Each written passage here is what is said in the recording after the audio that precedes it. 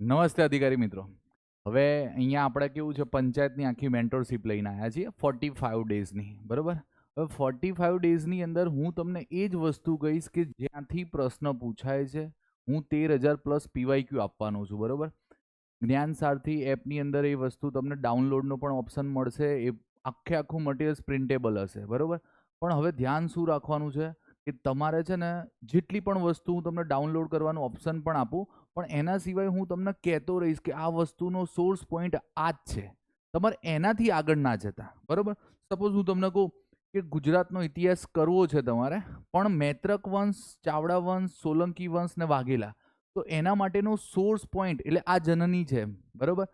માર્કેટમાં જેટલી પણ બુક્સ છે, પણ એના પહેલાં જો તમે આ વાંચશો ને તો આની બહાર એક પણ પ્રશ્ન નહીં હલે, બરાબર. એટલે હું તમને કદાચ એમ કહું કે સપોઝ અમુક ગુજરાતનો સાંસ્કૃતિક વારસો ક્યાંથી પૂછાય છે. ધારો કે આખા ગામને આ બુક ખબર જ છે, હસુતાબેન સેદાણી, પણ એના સિવાય પણ એક બુક છે ગુજરાત વિશ્વકોશ ટ્રસ્ટની, બરાબર. બધા પ્રશ્ન અહીંયાથી હોય છે.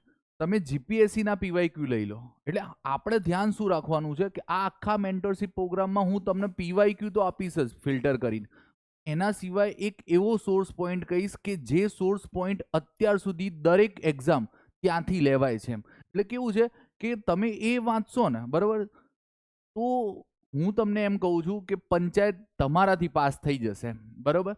અને અત્યાર સુધી બધા જ કેવું છે કે બધું જ ભણાવે છે, પણ આપણે કેવું છે કે હવે કોઈ પણ તમે તૈયારી કરો, બરાબર, તો ધ્યાન શું રાખવાનું, મેં તમને જે સોર્સ પોઈન્ટ આપ્યા છે ને એની બહાર એક પણ ના જતા. સપોઝ હું તમને કહું કે હું આજે ગુજરાતીનું મૂકી દીધું છે આપણે, બરાબર, આખા વીકનું શિડ્યુલ.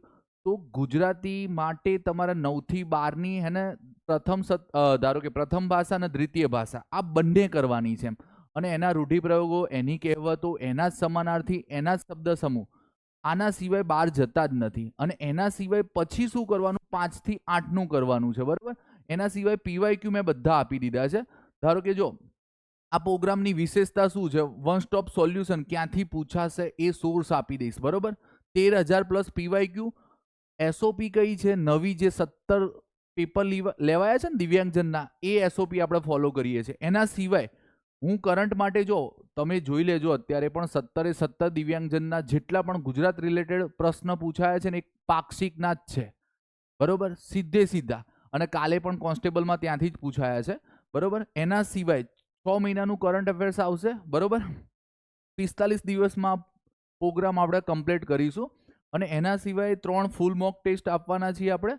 અને પીડીએફ બધી શું છે, ડાઉનલોડ કરી શકાશે, બરોબર. એપ છે આપણે જ્ઞાન સારથી.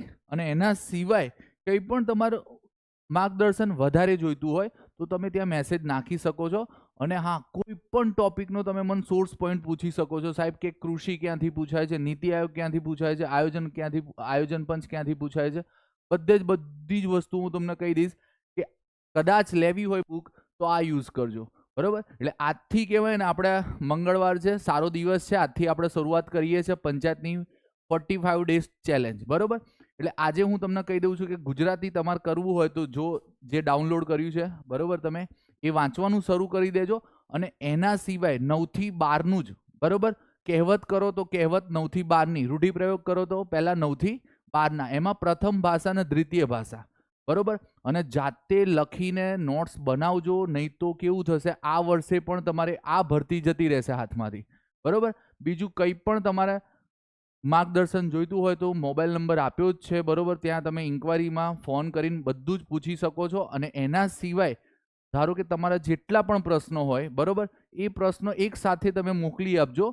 હું દરેકનું સોલ્યુશન લાઈન એક આખો વિડીયો લેક્ચર્સ આપી દઈશ કે આ વસ્તુ માટે શું કરવું, બરોબર. મળીએ.